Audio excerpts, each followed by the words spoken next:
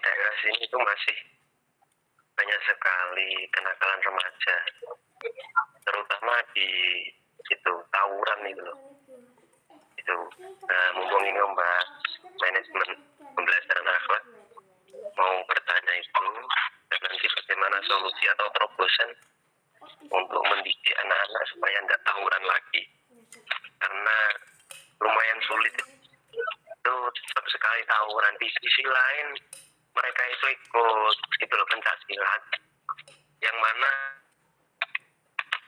lulus dari pencaksilat itu dapat sertifikat, dan sertifikat itu digunakan untuk sebagai nilai plus masuk ke sekolah selanjutnya, misalkan dari SMP masuk ke SMA atau dari SD ke SMP itu digunakan untuk menambah nilai, dan itu terjadi itu masuk di nilai plus bila seni bela diri.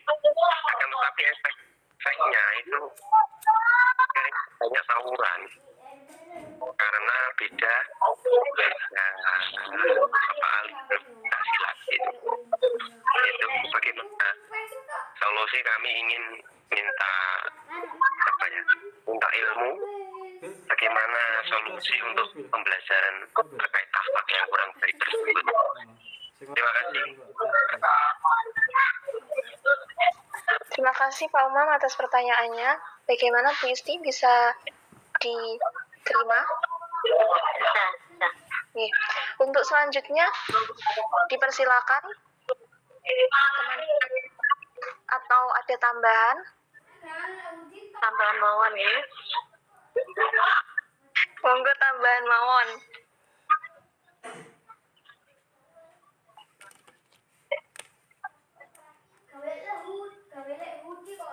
Halo Mbak Vivi. Ini Bu Sin, dipersilakan. Ini juga pertanyaan untuk kita semua sebenarnya, karena memang masalah ini kita hadapi bersama gitu ya. Dikatakan tadi oleh Mbak Isti bahwasanya pembelajaran akhlak itu kalau di sistem pendidikan kita di Indonesia itu semua materi pelajaran pendidikan, aspek spiritual, sosial dan sebagainya itu di semua mapel ada. Nah, itu yang merupakan PR gitu ya. Itu bagaimana seorang guru, misalkan guru yang mengajar materi yang tidak ada kaitannya dengan akhlak, artinya misalkan matematika dan sebagainya. Realitasnya itu ada beberapa oknum guru yang tidak memberikan teladan yang baik bagi anak-anak dari segi akhlak. Ada yang hanya menyampaikan materi saja dan tidak, bahkan ada yang memberikan contoh yang tidak baik kepada anak-anak. Bagaimana mengelola hal seperti itu ya? Pendidikan tentu saja, karena latar belakang guru, pendidikannya dan sebagainya itu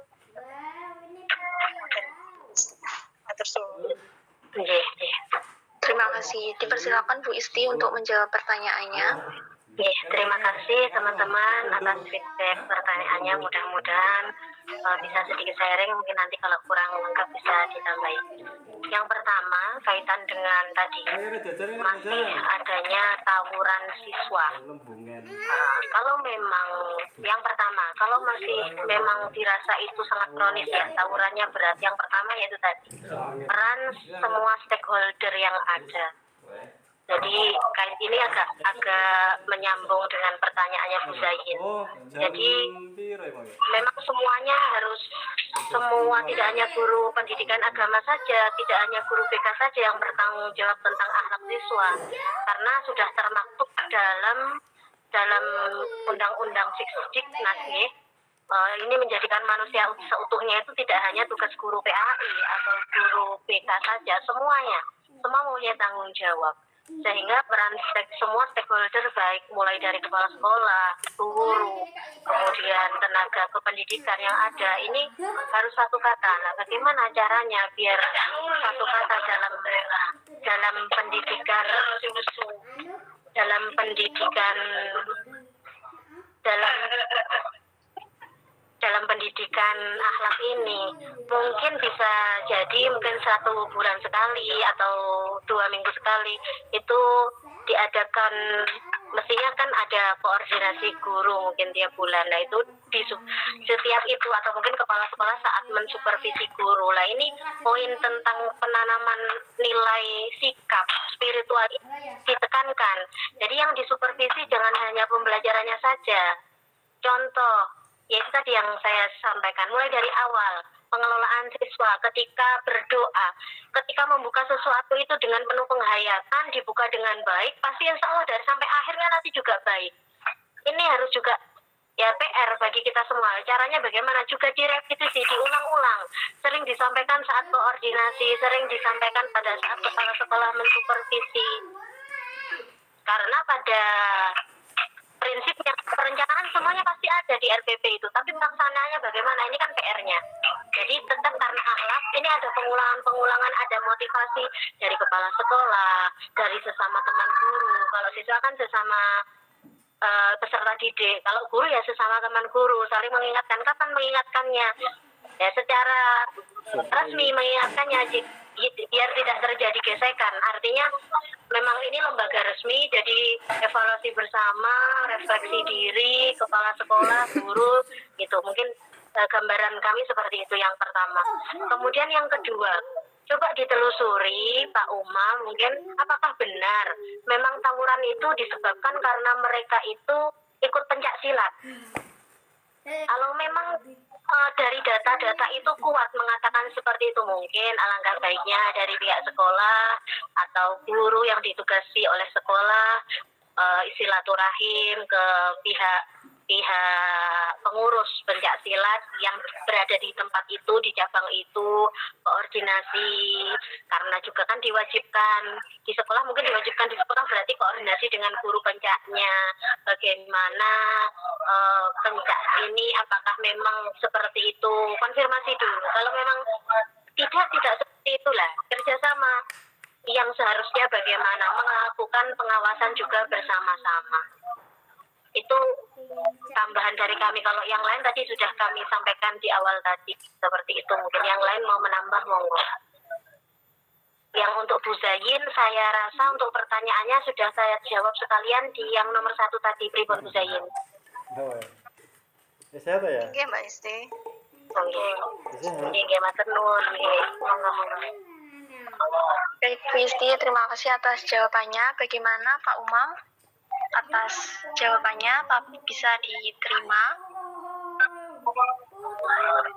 Oke, matur suwun Bu Isti. Kami sama materi.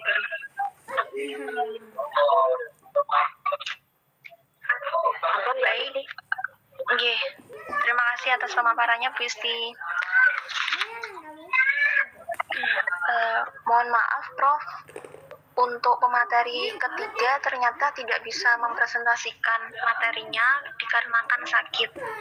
Ini piyambak tutup atau bagaimana? Mungkin masih dibuka lagi. Sesi pertanyaan ya. Ya. Baik. Mungkin dari teman-teman sekalian ada yang ingin bertanya, baik kepada pemateri pertama atau kedua, maupun saran dan tambahan, dipersilakan.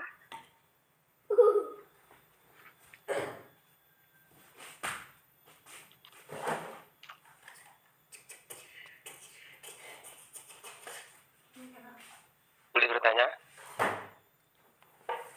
Monggo Pak Umam, dipersilakan. Kepada siapa? Pembahasannya Pak Kotim terkait tadi yang meridu atau yang membuat kita tergoda adalah godaan setan ini ya, seingat saya tadi. Oh iya. Dan saya itu bagaimana cara membedakan ini godaan setan apakah dari nafsu kita yang jelek. Mohon dijelaskan ini dari godaan setan apakah ini dari nafsu kita yang Terima kasih. Baik, Pak Khodim dipersilakan.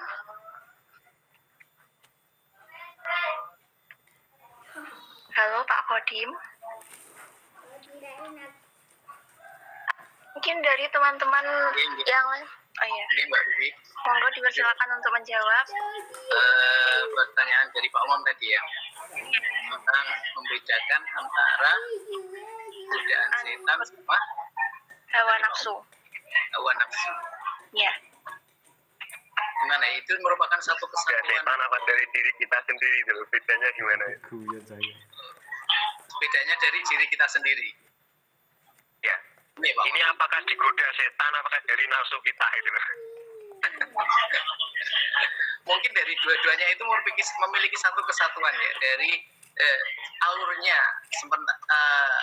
setan menggoda diri kita sehingga nafsu kita muncul gitu. Jadi dari godaan setan tersebut sehingga bisa memunculkan nafsu yang kita lakukan, hal yang kita lakukan sesuai keinginan setan tersebut. Jadi dari setannya mengeridu kita, terus jiwa kita, diri kita, atau fisik kita ikut melakukan apa yang diperintahkan oleh setan ketika keimanan kita tidak kuat. Jadi mungkin ada satu kesatuan yang menjalur. Mungkin itu yang bisa saya jawab. Mungkin ada teman menambahi. Monggo dari teman-teman mungkin ada yang menambahi atau pertanyaan lagi pada pemateri kedua, dipersilahkan.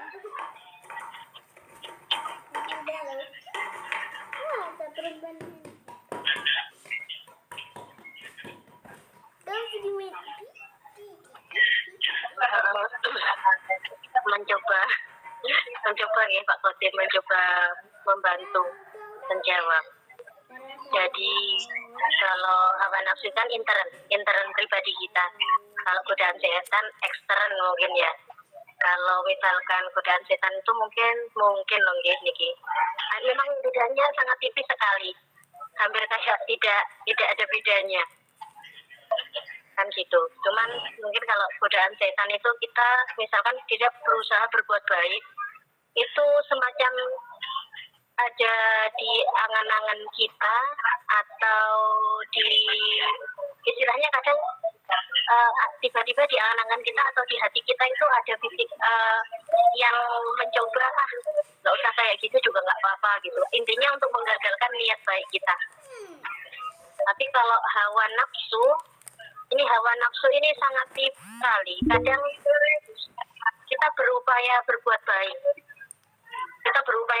baik, kadang untuk lillah tulus karena Allah ini susah. Kadang terselit, wah aku sudah bisa berbuat baik loh gitu, aku lebih baik dari dia loh gitu. Mungkin seperti itu. Memang sangat sulit ini membedakannya. Terima kasih. Ya, terima kasih.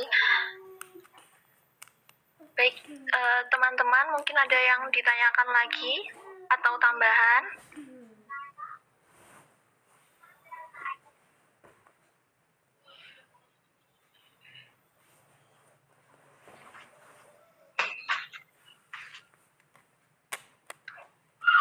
Sepertinya sudah cukup ya.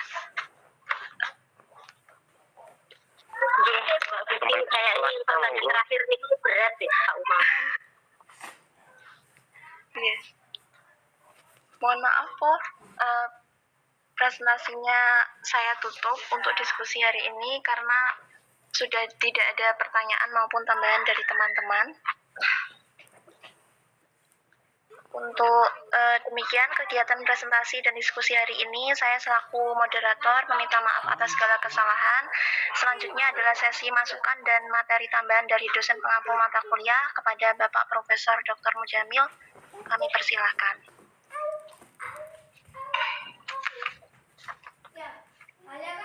Oke, terima kasih.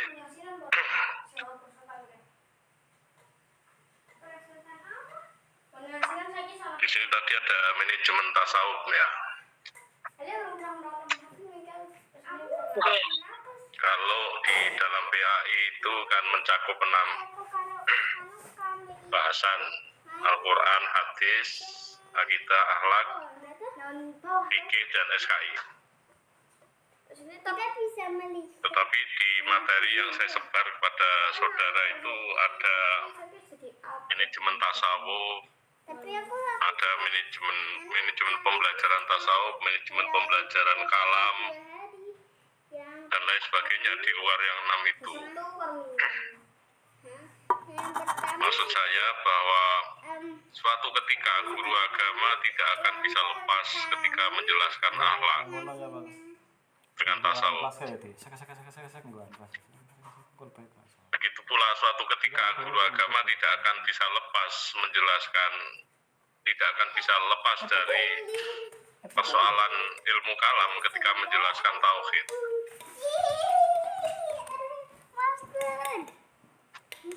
Antara akhlak dan tasawuf itu kadang-kadang dikacaukan,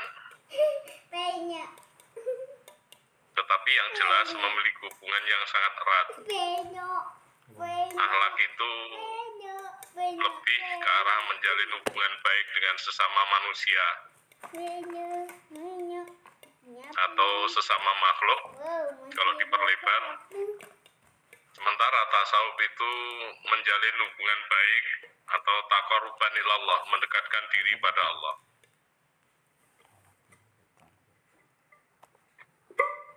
Jadi ada hubungan yang erat tetapi masih dengan jelas bisa dibedakan.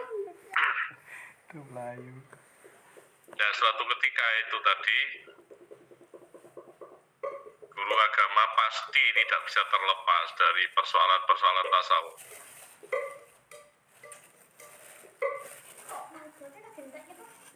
Yang tasawuf termasuk juga disebut sebagai pengetahuan mistik. Pengetahuan tasawuf bagian dari pengetahuan mistik. Kok ngeri? Kalau guru agama menjelaskan tentang Isra Mi'raj, tentang mukjizat, semua mukjizat, yaitu pendekatan yang digunakan harusnya adalah pendekatan mistik, termasuk pendekatan tasawuf ini. Pendekatan sains nggak mampu pendekatan sains menjelajah ke sana, karena itu wilayahnya di luar jelajah wilayah sains.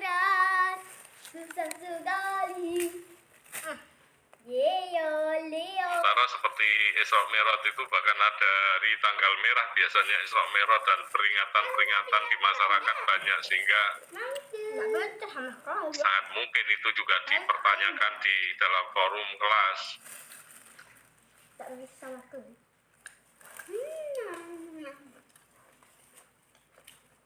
Sehingga pendekatan mistik atau pendekatan sufistik itu mau tidak mau harus kita kuasai, kita sampaikan juga. Ya, menisan sekalian pembelajaran tasawuf, manajemen pembelajaran tasawuf. Tadi ada beberapa pertanyaan.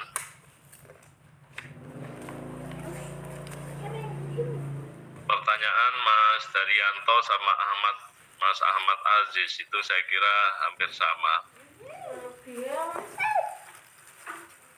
Kalau seseorang itu diajari untuk mengkonsentrasikan perbuatannya hanya didasari atas perintah Allah semata dan berupaya untuk membersihkan dari unsur-unsur yang lain, ya insya Allah ikhlas itu bisa terwujudkan. Ya, ikhlas itu seperti orang yang ngengek itu. Nah kok begitu ya, ketika saudara ngengek itu pernah nggak ngetuni yang keluar dari perut sampean? Siapa yang pernah ngetuni? Ketika kita ngenek yang mengeluarkan sesuatu, siapa yang pernah ngetuni, menyesali sesuatu yang keluar dari perut kita? Gak ada kan? Tidak ada, Prof. Nggak ada.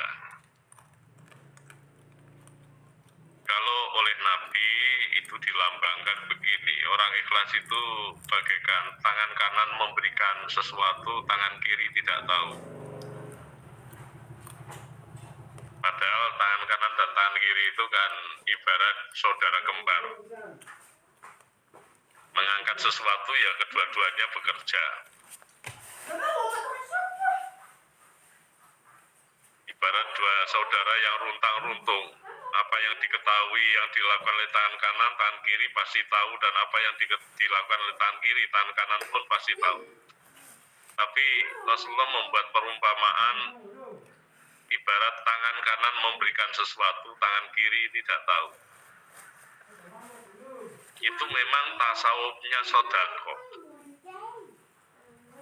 Ya. Ihsannya sodako seperti itu. Jadi kalau kita sering mendengar istilah iman, Islam, ihsan, ya ihsan itu tasawuf itu sebenarnya. Iman itu kan wilayah akidah. Islam itu wilayah syariat atau fikih. Sementara ihsan itu wilayah tasawuf. Dari iman kemudian diimplementasikan dalam Islam, kemudian iman dan Islam itu diperbagusi oleh ihsan.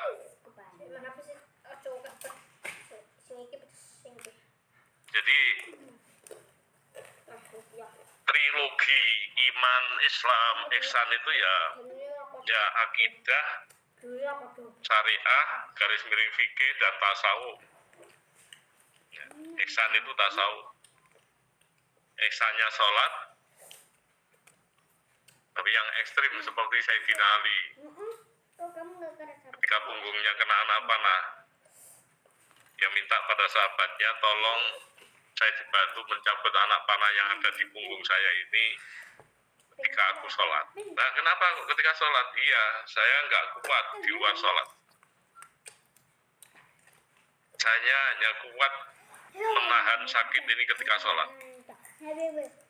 Bayangkan bagaimana bentuk ihsannya Sayyidina Ali dalam menjalankan sholat.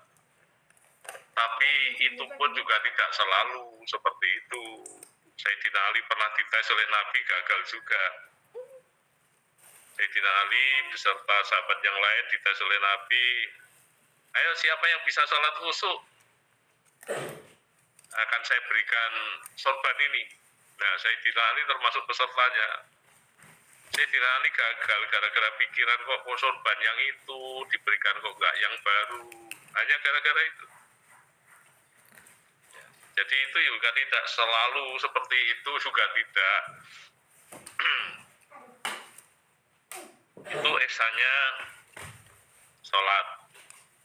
Ya, peringkat tasawufnya dalam ibadah sholat seperti itu. Lalu ihsannya puasa. Nah, menurut Imam Ghazali ada 3 tingkatan. Puasa umum, ya puasa menahan makan, minum, hubungan suami istri mulai fajar sampai tenggelamnya matahari, itu puasa umum. Kemudian puasa khusus itu ditambah menghindari ngerasani kejelekan orang lain.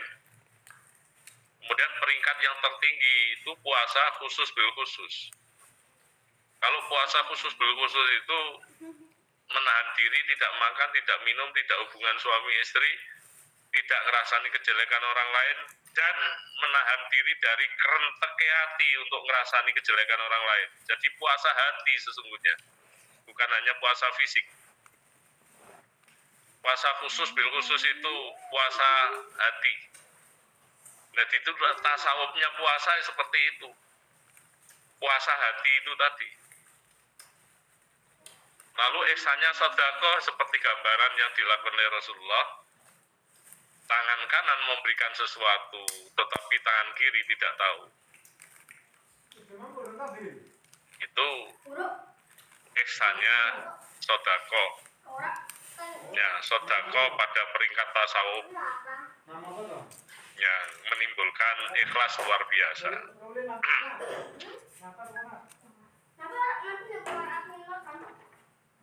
Eh, tentang tawuran massal ini ada catatan yang perlu saudara perhatikan ya. Jadi di kota-kota besar itu banyak tawuran antar pelajar, tawuran massal. Tapi satu hal yang perlu saudara catat, tidak pernah terjadi tawuran massal itu yang diperankan oleh siswa madrasah sejak madrasah berdiri sampai hari ini. Kalau tadi persoalannya karena silat, saya nggak setuju. Kalau semuanya persoalannya karena silat, tetapi dalam kasus tertentu karena silat ya mungkin iya.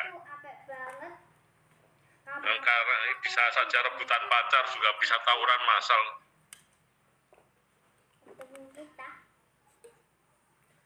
Tapi uniknya siswa madrasah itu nggak pernah melakukan. Mana ada kasus tawuran massal yang diperankan oleh siswa madrasah? Kalau santri pesantren nggak perlu dipertanyakan. Kenapa? Santri pesantren itu di zona khusus. Di pesantren. Beda dengan siswa madrasah itu, misalnya siswa madrasah aliyah pulangnya ya kurang lebih sama dengan siswa SMA, SMK nanti ngepul di tempat tertentu, nyegat bisnya juga sama, tetapi mereka tidak terpengaruh, tidak terpancing untuk tawuran massal. Nah, ini ada apa? Ini ada apa?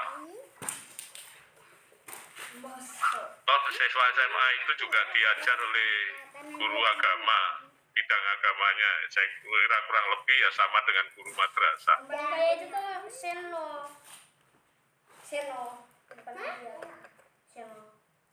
Lebih kaya punya uang Jadi barangkali salah satu jawabannya bahwa asupan pendidikan moral di madrasah itu lebih intensif daripada asupan pendidikan moral di sekolah. Artinya bahwa atmosfer akademik di sekolah itu lebih didominasi oleh pembentukan intelektual. Sementara atmosfer akademik di madrasah itu pembentukan kepribadian itu sangat kuat. Barangkali itu salah satu jawabannya. Jadi ini prestasi yang tidak bisa diremehkan karena sejak madrasah berdiri sampai sekarang nggak pernah siswanya tawuran massal itu nggak pernah.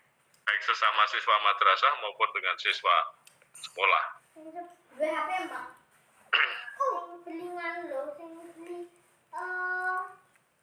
Bagaimanapun bagi siswa madrasah, ya tawuran massal itu adalah salah satu bentuk akhlak yang madmumah.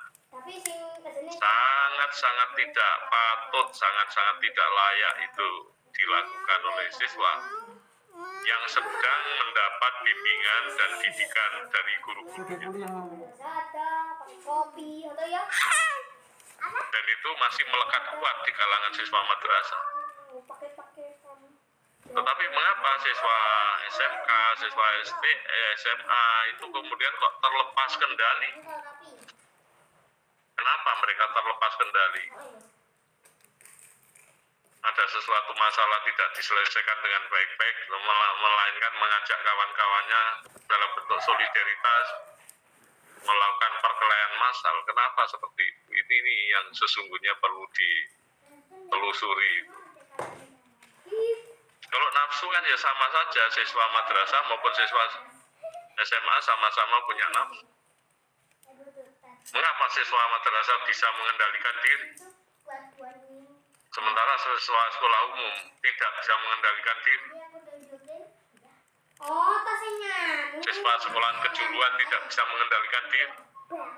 Kenapa begitu? Besok wong sing koyo aku Itu menarik juga untuk Oh.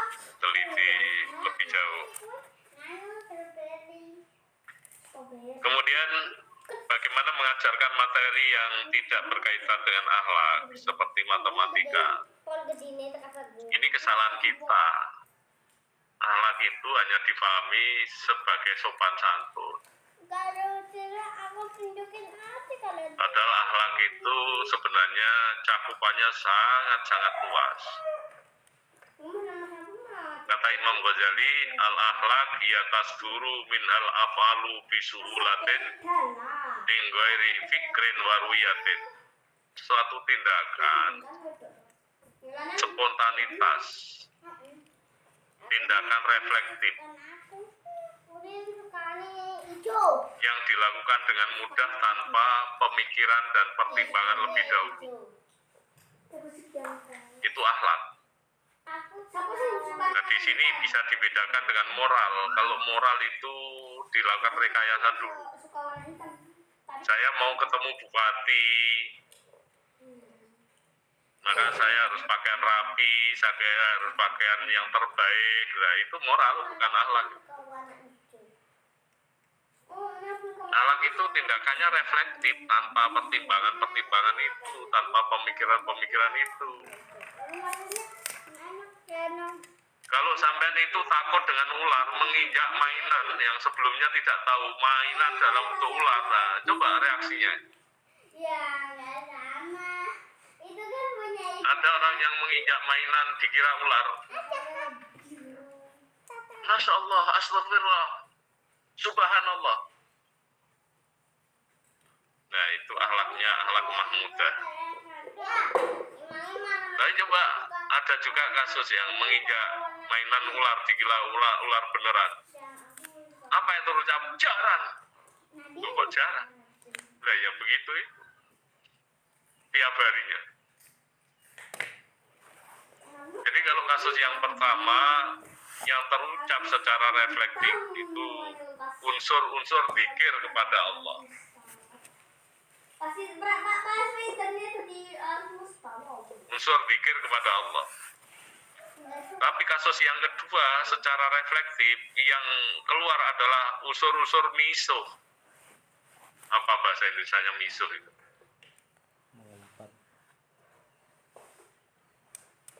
Kata kotor, Bro. Mas mobil. Tadi. Ya, samping kotor itu ada unsur memarahi. Miso itu kan ada unsur memarahi. Cuma bahasa Indonesianya yang pas di mana? Bukan ayam mesti. Ini orang pakai. Jadi dua kasus itu berbeda. Wah, benar. Berenang. Opo to win, Lagi, kalau ada orang sedang sakit parah sampai koma, Sing sapa sing dhuwur? Sing sapa dhuwur? nah itu Sing dhuwur. biasanya Ora panas kok. Ini panas. ngelantur sendiri. Apa yang diomongkan itu cermin akhlak. Sing isor durung. Orang tahu, setahun ini.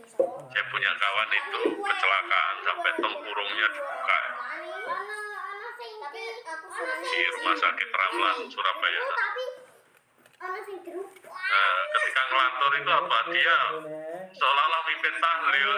Nah, Kan seolah-olah mimpin tahlil. Maksudnya tapi nek orang jinjit ki mana juga. Nah, kebetulan yang begitu yang bagus. Bagus. 100.000. Ya, kalau orang biasa mabuk-mabukan, biasa berjudi itu yang terucap kan ya kaitannya dengan perjudian dan minum-minuman keras.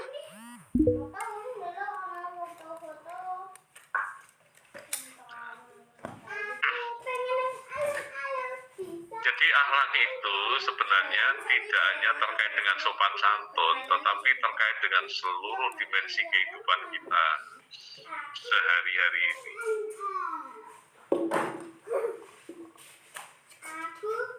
Filsafat akhlak namanya etika. Nah kalau udah etika itu luar biasa, jangkauannya luas sekali. Ada Terus lilin. etika guru, etika pendidik, etika siswa, etika mahasiswa, etika kampus, etika bisnis, etika politik, etika seni, etika perusahaan, etika hukum, etika ekonomi, etika macam-macam itu. Ada etikanya. Itu akhlak yang sudah difilsafatkan. Nah kalau akhlak itu hanya difahami sopan santun, memang ya terlalu sempit dan terlalu remeh. Coba akhlak itu lebih jauh difahami, etika itu tadi bisa menembus perusahaan, bisa menembus negara.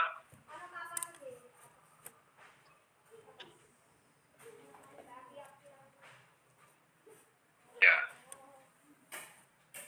etika berorganisasi misalnya,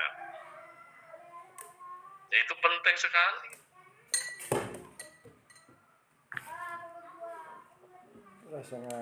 Jadi bagaimana caranya berorganisasi yang baik itu etika. Ya. Jangan undangannya jam 11, nanti jam 2 paling cepat baru dimulai. Itu etikanya kan rapuh itu.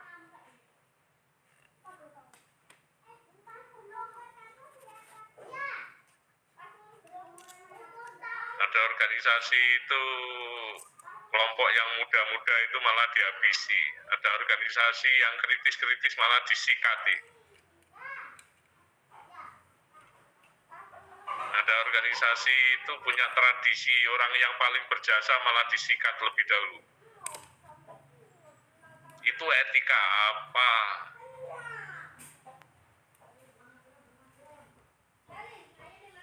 Etika apa yang seperti itu?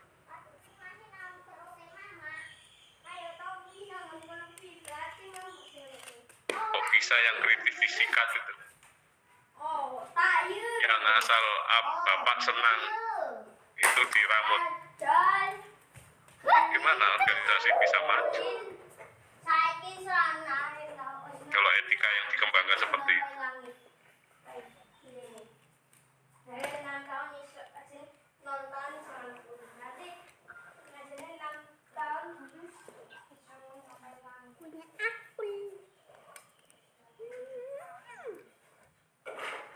Ada yang tukang kawin, tukang nikah, bosan sedikit dipegat cari lagi, bosan sedikit dipegat cari lagi.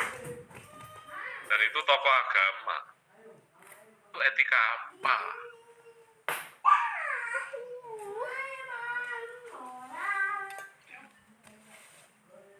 Etika apa?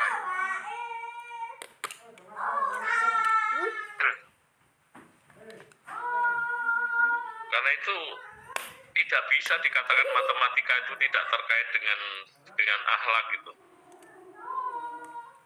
Di situ ada kecermatan, kejujuran, sportivitas dan lain sebagainya. Masuk akhlak semua.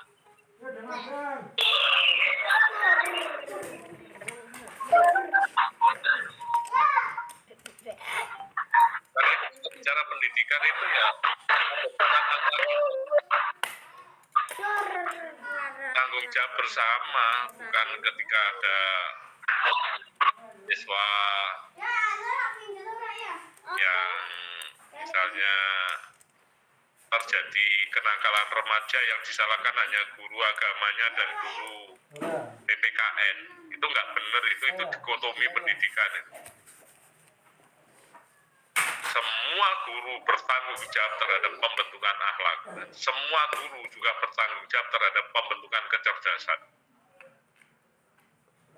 Apa kalau memahami pelajaran agama itu tidak butuh orang cerdas? Ya butuh. Ya, butuh. Bagaimana bisa menghafal ayat Al-Quran, memahami ayat Al-Quran, tafsirnya, hadisnya, apalagi lebih mendalam lagi. Ulumul Quran, ulumul hadis mencakup sekian banyak ilmu. Bagaimana menguasai ilmu tauhid dengan kalamnya sekalian, menguasai akhlak dengan tasawufnya sekalian, menguasai fikih yang sekian banyaknya, tambah qawaidul fikih, tambah usul fikih, tambah masailul fikih, tambah hikmatut tasrih, tambah tarikh tasrih. Bagaimana menguasai sejarah Islam yang pemerannya sekian banyak, itu kalau nggak orang cerdas apa ya bisa. Jadi jangan dikira kalau guru agama itu tidak bertanggung jawab dalam pencerdasan siswa, sementara guru matematika tidak bertanggung jawab terhadap pembentukan akhlak. Keliru itu. Namanya integritas kepribadian siswa, tanggung jawab semuanya. Tidak ada satupun guru yang bisa cuci tangan dari tanggung jawab itu. Maka kalau kita ini calon pendidik PAI ya, kita jangan hanya menjadikan siswa santun tetapi pemikirannya tumpul, tidak. Ya. Melainkan kita menjadikan siswa berakhlak yang bagus tapi pikirannya militan. Sehingga kita bisa mengemban intelektualnya, kita bangun kepribadiannya atau akhlaknya juga kita bangun. Ya. Kita bangun. Jadi pelajaran apa saja ada hubungan langsung dengan akhlak, bukan tidak langsung, langsung. Termasuk pelajaran olahraga. Banyak di situ unsur-unsur akhlak. Saya dulu itu ngerundel ya, pada waktu di sekolah di MTS itu kalau olahraga sering lari itu berapa kilo gitu ya. Kalau tidak biasa lari, weteng sunduen. Gurunya naik sepeda motor, nah itu kan iri saya. Nah guru itu memberikan teladan kok naik sepeda motor.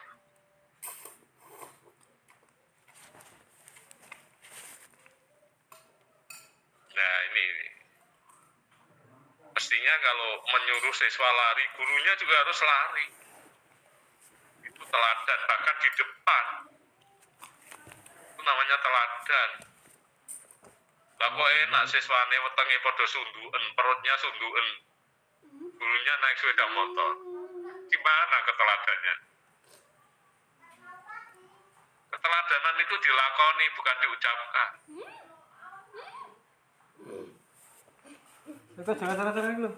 Dilakoni, diamalkan, bukan diucapkan.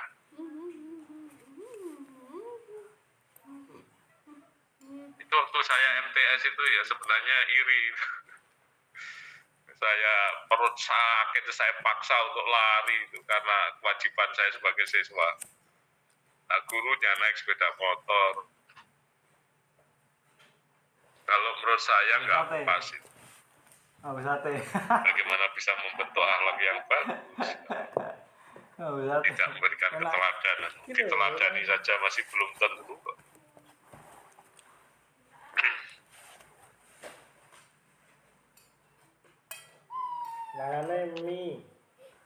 Jadi semua pelajaran itu ya ada kandungan akhlaknya, ada kandungan tauhidnya. Ya.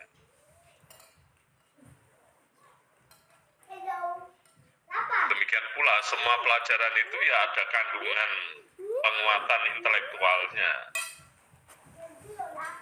Tidak ada pelajaran yang tidak membutuhkan penguatan intelektual. Semuanya membutuhkan, hanya kadarnya memang berbeda. Seperti matematika itu nuansa penguatan intelektualnya lebih tinggi memang daripada nuansa pembentukan akhlaknya. Mencolot. Ya, kadarnya yang membedakan.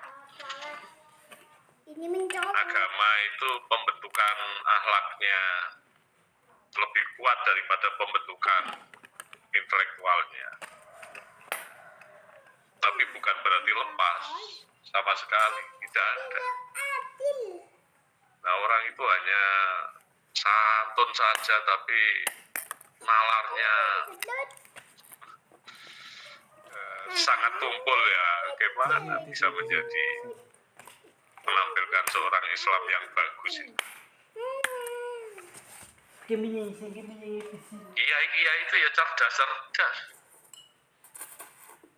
Kalau nggak cerdas, bagaimana bisa menjadi kiai, bisa ngajar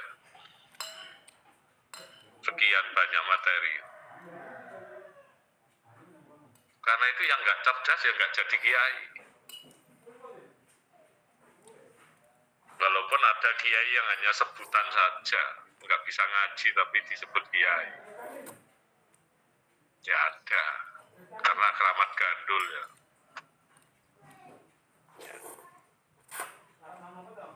Atau sebaliknya orang yang ibadahnya bagus, akhlaknya bagus, kecerdasannya bagus, baca kitab kuningnya bagus, tapi nggak ada orang yang menyebut kiai, ya ada.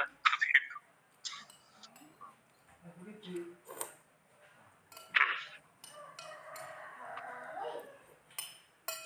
Jadi jangan dikira orang yang belajar agama itu kemudian tidak cerdas. Jangan dikira pembelajaran PAI itu tidak membutuhkan kecerdasan.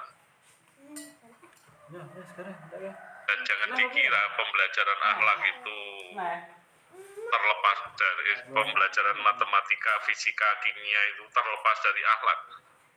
Jangan dikira. Semuanya mengemban itu hanya kadarnya saja yang memang berbeda. Karena itu terkait dengan karakteristik keilmuan masing-masing. Aduh. Ayo. Itu mau dandar orang sana apa?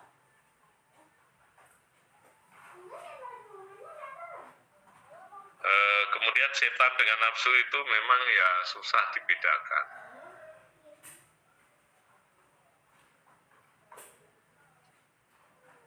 Karena sama-sama tidak kelihatan, sama-sama mengajak pada kesesatan, kecuali nafsu mutmainnah. Nah, mungkin itu salah satu pembedanya dengan setan. Tidak ada setan mutmainnah. Tidak ada setan yang mengajak kepada kebajikan. Kalau nafsu masih ada, nafsu mutmainnah, tapi tidak ada setan yang mengajak kepada kebajikan.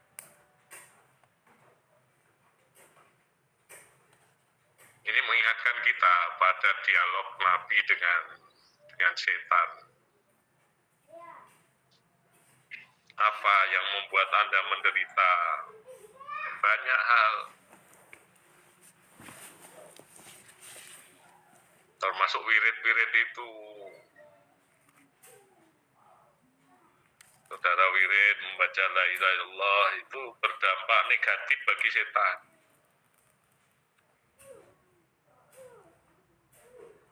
Baca la haula wala quwata illa billah, baca alhamdulillah, baca subhanallah dan lain sebagainya. Itu cambuk bagi setan. Ya, bisa badannya bisa panas meriang.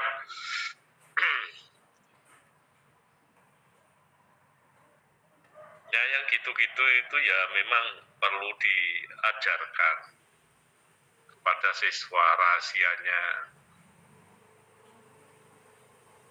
Dari sisi itu ya, selama ini kan ya siswa nggak tahu ya. Pokoknya wiridan begitu saja karena yang dibaca imamnya seperti itu ya ditiru seperti itu.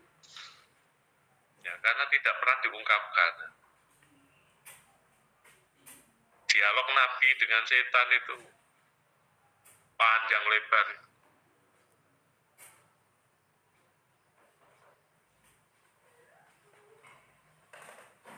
apa yang kamu hindari, sebaliknya siapa yang menjadi kawan akrabmu, dan lain sebagainya.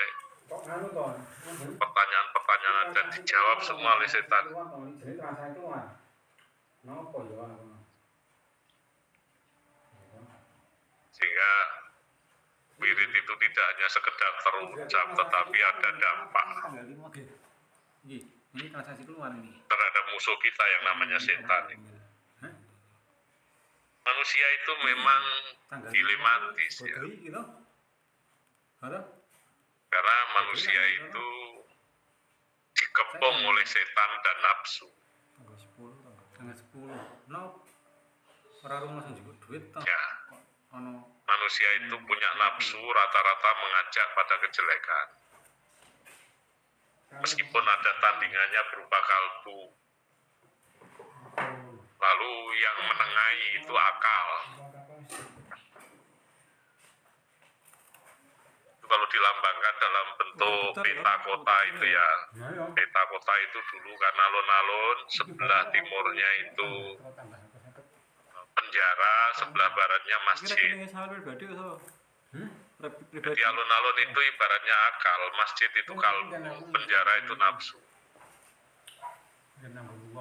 Orang sedang asik-asiknya di alun-alun dengar suara adzan, zuhur, Allahu Akbar, Allahu Akbar, perang.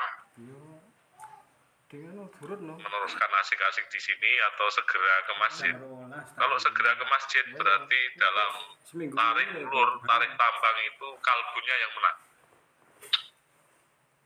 Tetapi kalau tidak menghiraukan panggilan sholat, nah dia bersenang-senang di alun-alun itu berarti nafsunya yang menang. Nah, akal itu berada di tengah-tengah itu antara nafsu dengan kalbu. Kadang akal ya terkalahkan oleh kalbu, kadang terkalahkan oleh nafsu. Karena itu orang melakukan maksiat itu sering akalnya seolah-olah hilang, Tapi aku ora tau transaksi gede-gede ora tau. tidak punya rasa malu. Pajeke kan aku nek tabunganku BCA gitu. Di Malang itu pernah kejadian ya.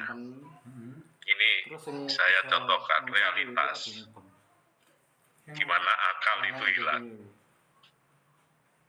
Seorang ning dari pesantren yang sudah punya suami dan anak itu selingkuh dengan seorang ketua NU. Ya dulu pacarnya, ya sudah punya istri dan punya anak. Keduanya itu orang berada, orang pengalaman, orang kaya, membawa 2 mobil masing-masing bawa mobil. Kok bisa melakukan persetubuhan di latar masjid? Dan dilalai Allah menunjukkan mutasi mau ya. Wih sampean save di masjid itu habis sholat maghrib listriknya mati. Nah, ada yang punya inisiatif, ada mobil itu mau pinjam senter, barangkali ada bawa senter. Nah, dia terkejutkan itu dekat mobilnya kok goyang-goyang. Akhirnya diintip, Masya Allah. Melakukan perjinan di dalam mobil di latar masjid. Itu hampir diguling itu mobilnya. Makanya sampai tergesa-gesa keliru bajunya, yang perempuan dipakai laki-laki, yang laki-laki dipakai oleh perempuan. Jadi ketika nafsu itu melonjak-lonjak seperti itu, akalnya hilang. Mereka itu orang pengalaman, mereka itu orang kaya. Kenapa tidak cari hotel kok pas berada di latar masjid melakukan itu, waktunya orang sholat. Coba bayangkan, hilang pertimbangan akal, lebur larut itu. Ya, pertimbangan akalnya larut.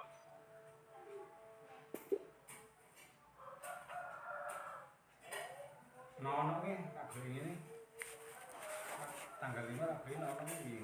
Seminggu. Wis seminggu lho. Jadi itu hebat, tapi sebelumnya bapak tak berapa semua. dengan nafsu saja sering terkalahkan.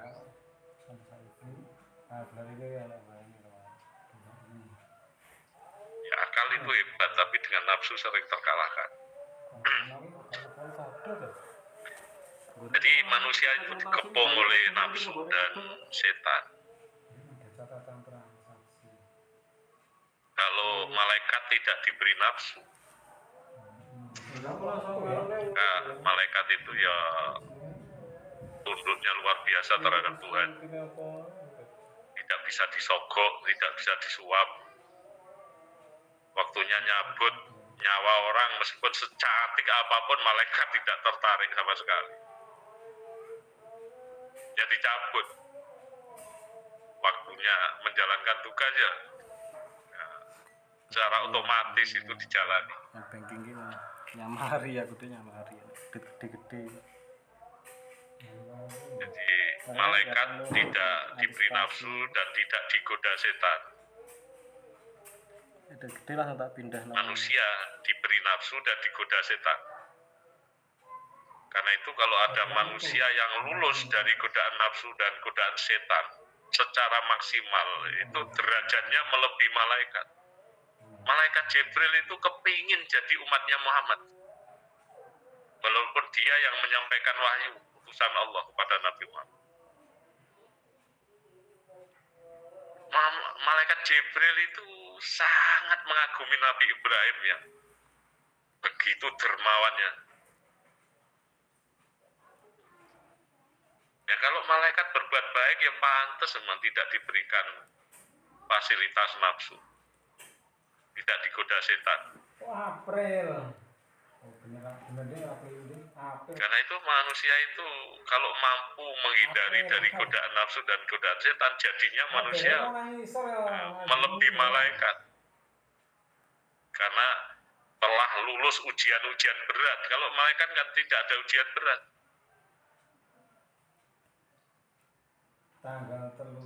Sama dengan sampean hidup di pesantren, misalnya sering membaca Al-Quran, wiridan, itu bukan suatu prestasi. Wajar itu tempatnya di pesantren. Coba kalau rumah sampean itu di lingkungan lokalisasi, tapi sampean tetap ibadah yang khusyuk, rajin membaca Al-Quran, tidak terpengaruh oleh hiruk pikuk lingkungan sampean. Nah itu yang hebat.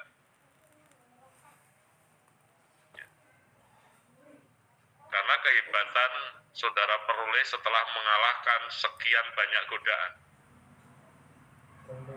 Tapi kalau di pesantren, kehebatan sampean peroleh tanpa mengalahkan godaan. Ibaratnya seperti itu.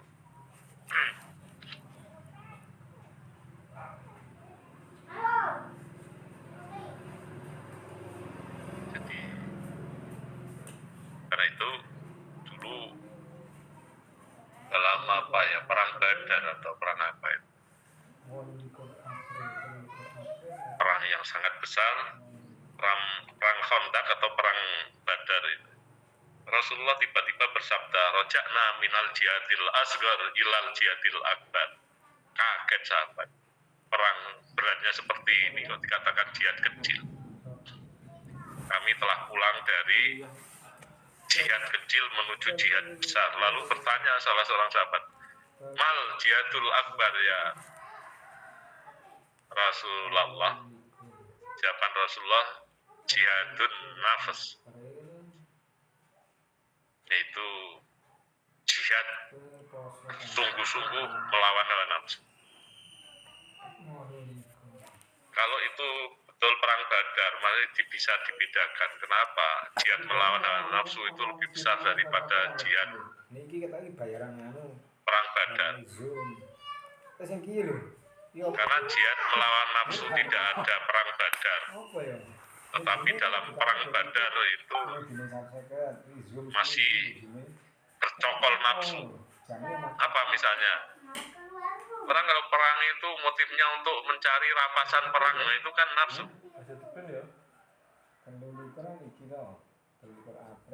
Ya. Yang kedua, dalam perang Badar musuh itu orang lain. Tapi dalam perang melawan hawa nafsu, musuh itu dalam diri kita sendiri.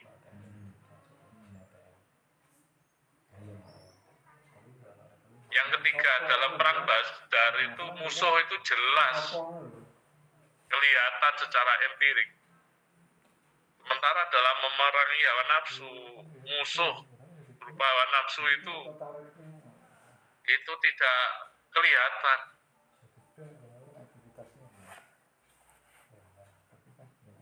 Berikutnya, dalam perang Badar musuh bisa kita musnahkan. Sementara hawa nafsu itu tidak boleh dimusnahkan. Daripada saya digoda hawa nafsu, pengen mendekati wanita terus, kalau begitu saya kebiri saja. Nggak boleh. Nggak boleh. Kita kendalikan, tapi bukan kita musnahkan. Karena itu penyeimbang batu ujian dalam kehidupan kita. Orang yang hebat, orang yang lulus menghadapi ujian-ujian yang berat. Kalau tidak ada ujiannya, nggak bisa menjadikan orang hebat. Nabi Muhammad hebat, ujiannya luar biasa, nyawa. Taruhannya nyawa. Kalau nggak ada ujiannya, bagaimana bisa menjadikan orang hebat?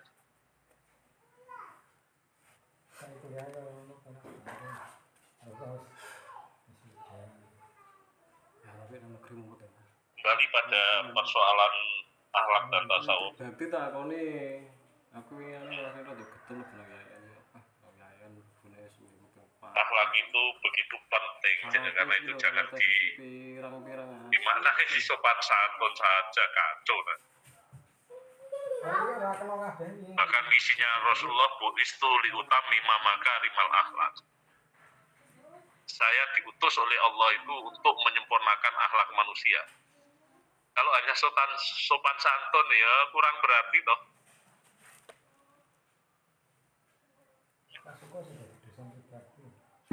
Kita baru tersadarkan ketika kita jabarkan akhlak itu masuk ke seluruh relung kehidupan kita. Direktur ASKD kan syariah hukum toh. Coba kalau kita bisa merumuskan dan itu bisa real dijalankan. Misalnya etika pegawai. Kita sodorkan pada perusahaan. Ini ya Pak, saya punya konsep etika atau akhlak kepegawaian. Kalau ini dijalankan, pegawai panjenengan itu akan lebih disiplin, kinerjanya makin meningkat. Dan ada jaminan kejujuran, walaupun nemu duit tidak akan diambil. Kalaulah diambil itu diselamatkan. Dalam bekerja tidak banyak ngomong, tapi lebih banyak bekerja. Penuh inisiatif dan lain sebagainya. Kalau itu bisa dibuktikan, maka pemilik perusahaan mana yang tidak tertarik?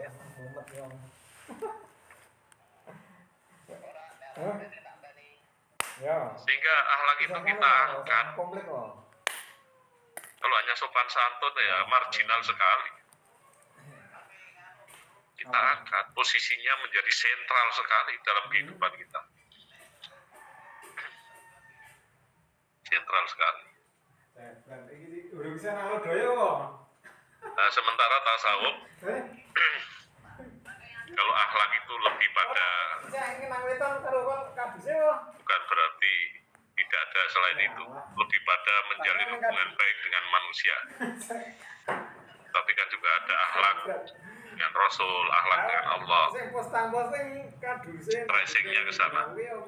Kalau tasawuf itu menjalin hubungan baik dengan Allah. Jadi membangun hubungan baik sedekat-dekatnya dengan Allah. Taqarruban ilallah. Itu melalui makomat. Makomat itu tangga-tangga yang tertib wis dadi ket Senin iki menuju pada peringkat ibadah yang makin sempurna. ya. Tangga-tangga itu ada yang menyebut 6, 7, 8, bahkan ada yang menyebut 40 tangga. Tangga pertama biasanya tobat. Ya, biasanya tobat. Nah, tobatnya orang yang mendalami tasawuf beda dengan tobatnya orang yang mendalami syariat. Kok posting nang kono nganu nih kaduse. Pas kae. Kalau tobatnya orang yang mendalami syariat, ya bertobat tidak mengulangi kemaksiatan, kejahatan, walaupun sakjane ingin mengulang lagi tapi dipaksa tidak mau mengulang, itu sudah terhitung tobat. Tapi kalau tobatnya orang yang mendalami tasawuf, itu tobat yang gagal. Durung, duduk. Karena itu dalam literatur tasawuf disebutkan Oh, ayo. Piye ada orang yang sudah bertekad bulat untuk melakukan tobat, bahkan diawali puasa, Ora ono nganune ya tepung tekan. diawali sholat tobat, pakai pakaian jubah, Ayo. diawali mandi besar, misalnya, dibimbing oleh orang mursyid, seorang mursyid. Itu masih sekitar 71 kali baru berhasil tobatnya. Ayo, Bang. Karena tobatnya orang yang mendalami tasawuf tidak sekedar menghindari maksiat. Berhasil menghindari maksiat tapi ngempet sajane kepingin, itu gagal. Lalu tobat yang berhasil adalah tobat yang mampu mensteril atau membersihkan dirinya dari kerentaknya hati untuk melakukan maksiat. Itu tobat yang berhasil, dan itu berat sekali. Karena itu banyak yang gagal. Berat sekali. Sekarang gue online gue kendala. Jika di dalam kitab Al-Luma misalnya disebutkan yang ditulis oleh Abu Sarot Atusi, Sing repot kuwi, makane Taubatun nas anid dunubi wa taubatul awam anil ghaflah. kuwi masalahe. Arah sing cedek-cedek. Tobatnya orang kebanyakan, aku dan sampean semuanya itu dari dosa-dosa. Sedangkan taubatnya orang khusus. Nah, taubatul awam anil dunubi wa taubatul khawas anil ghaflah. Taubatnya orang kebanyakan itu dari dosa-dosa. Sedangkan taubatnya orang khusus itu dari lupa kepada Allah saja harus ditobat. Nah, doktrin dalam tasawuf itu ya sedapat mungkin setiap tarikan nafas itu dalam rangka mengingat Allah. Ya, setiap tarikan nafas itu dalam rangka mengingat Allah. Sementara kita masuk orang awam, jangankan di luar sholat saja itu sering lupa Allah. Tadi saya sujud itu sudah 2 kali atau sekali, ini tadi sudah 3 rakaat atau 4 rakaat, kan sering lupa kita. Sebagai makmum ini tadi sudah membaca Fatihah atau belum? Ya. Jadi kita menghadap kiblat wajah kita, tapi hati kita, pikiran kita mengembara di tempat wisata, mengembara mikir utang, mengembara mikir tugas buat makalah belum selesai, mengembara macam-macam. Jadi di dalam sholat saja kita sering lupa Allah, apalagi di luar sholat. Sementara doktrinnya tasawuf, setiap tarikan nafas itu diupayakan mengingat Allah. Dan kalau setiap tarikan nafas mengingat Allah, ya enggak. hampir nggak mungkin melakukan kemaksiatan.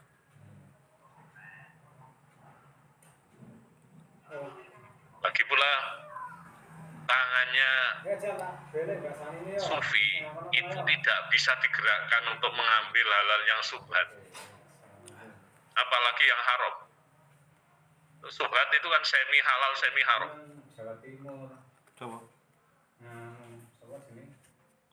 Ya, subhat itu semi halal semi haram. Makanya bisa dibayangkan kalau siswa-siswa itu sudah punya mental tasawuf, kaitannya dengan kejujuran, keikhlasan, luar biasa. Cuma ini harus diimbangi dengan dinamika pemikiran. Ya. Kalau nggak diimbangi dengan dinamika pemikiran, ya jadi orang yang sangat ikhlas, sangat jujur. Video animasi kayak wonge kita Orang yang tidak punya pamrih apa-apa. Gak iso lagi. Bahkan tasawuf tingkat tinggi itu tidak mencari surga kok. Tidak takut neraka. Seorang sufi Rabi' al-Adawiyah mengatakan, menantang Allah, ya Allah, kalau aku ibadah kepadamu karena takut neraka, bakar saja diriku ke dalam kerak nerakamu. Ya Allah, kalau aku beribadah kepadamu karena mengharap surga, lemparkan saja diriku jauh-jauh dari surgamu. Tetapi ya Allah, kalau aku beribadah kepadamu semata-mata karena Engkau, jangan sekali-kali palingkan wajahmu yang indah nan abadi itu. Jadi gak main-main, Allah yang ditata.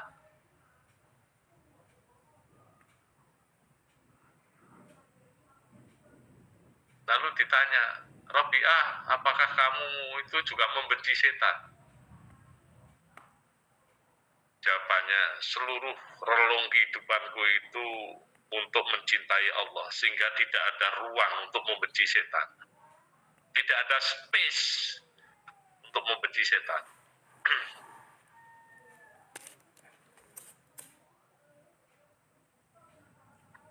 Ya. Kalau sudah seperti itu, kalau surga tidak dikehendaki, neraka tidak ditakuti, lalu apa yang dicapai? Yang diinginkan ridho Allah untuk melebihi surga. Melebihi surga. Aku perlu kudu di briefing kira-kira. Karena itu memang ada, kalau Profesor Abudin Nata itu pernah menawarkan ya, untuk menanggulangi kenakalan remaja, kenakalan siswa, ya berikan saja pendidikan tasawuf. Hanya saja pendidikan ini menguras tenaga,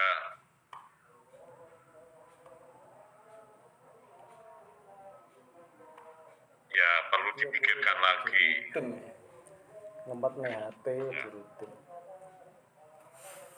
Untuk bisa sampai seperti itu, nggak usah Rabi'ah lah. Ya, untuk meloloskan taubat saja ya, beratnya seperti itu. Padahal itu baru tangga pertama. Makanya kalau naik-naik dari taubat, juhud, warok, wakil, ridho, sampai mahabbah, makrifat. Makrifat itu tujuan tertinggi dalam tasawuf versi Sunni. Kalau sudah makrifat, tokohnya Dunun Al-Misri ditanya, bagaimana Anda memperoleh makrifat? Jawabannya, Ra'aitu Rabbi bi Rabbi, laula Rabbi, lama araftu Rabbi. Aku mengetahui Allah lantaran Allah. Sekiranya bukan lantaran Allah, niscaya aku tidak mengetahui Allah. Mengetahui itu bukan berarti Allah itu ada, bukan berarti Allah itu esa, tetapi sebenarnya mengetahui sebagian rahasia ketuhanan. sebagian saja. Sebab manusia itu finite, terbatas. Tuhan itu infinite, tidak terbatas. Gak mungkin semua rahasia Tuhan itu bisa diketahui oleh manusia, walaupun manusia khusus, tidak mungkin. Sebuah cangkir tidak akan mampu menampung seluruh air lautan. Tidak mungkin.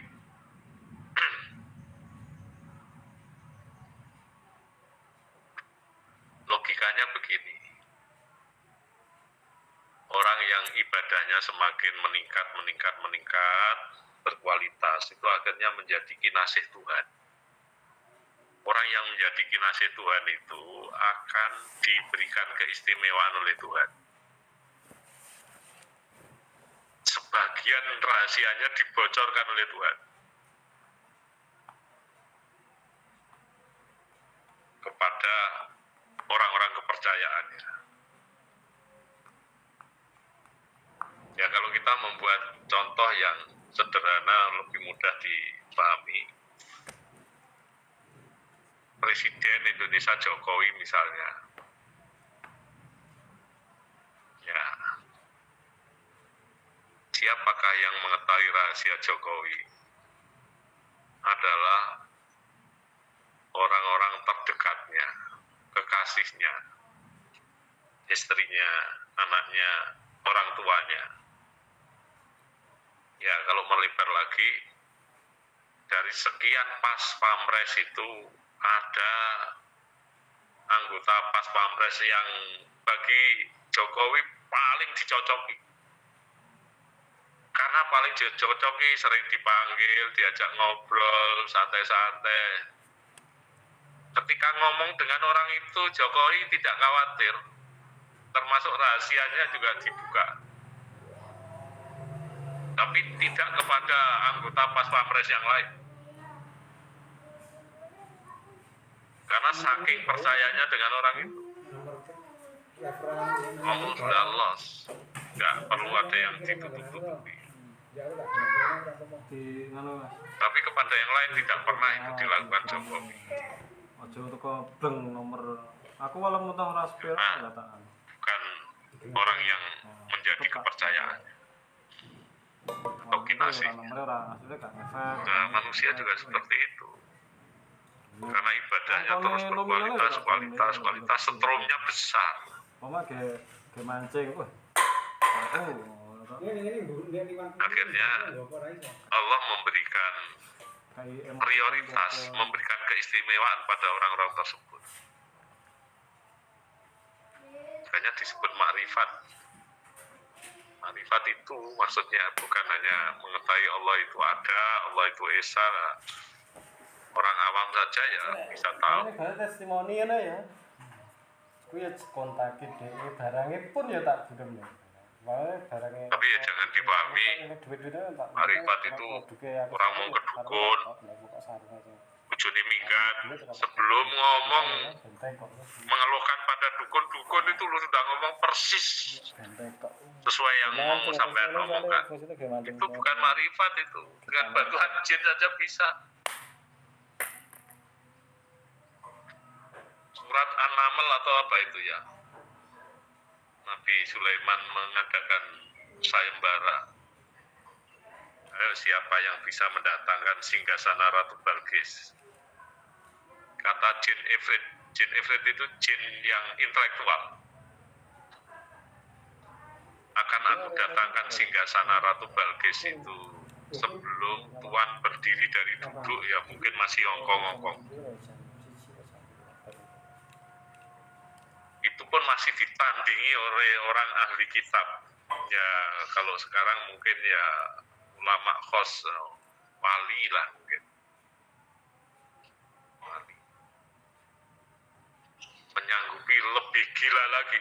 Akan aku datangkan singgasana Ratu Balkis itu sebelum Tuan melek dari merem atau setengah kedipan.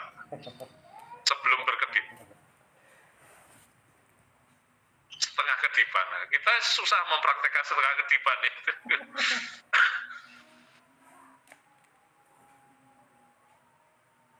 Jadi kekuatan jin itu, kecepatan jin melebihi cahaya. Meskipun dukun abangan, bantuan jin itu ya bisa tahu itu dari jinnya itu. Jadi, tidak bukan makrifat kalau hanya itu.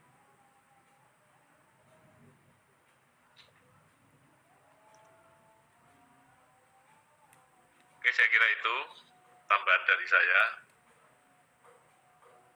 Kesel Pak.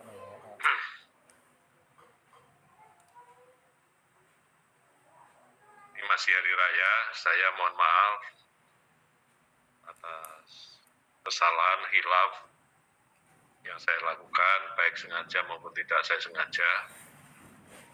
Zahiran wa batinan, minal aidin wal faizin.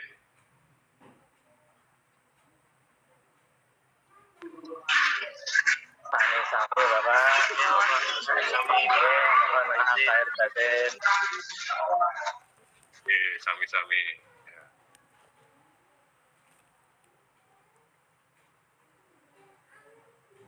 Mungkin sebelum saya tutup ada yang mau ditanyakan, monggo. Waktunya sudah habis memang. Barangkali mau ada yang... cukup, Bro. Kalau sudah cukup, mari kita akhiri dengan bacaan hamdalah. Alhamdulillah. Alhamdulillah. Alhamdulillahirobbilalamin.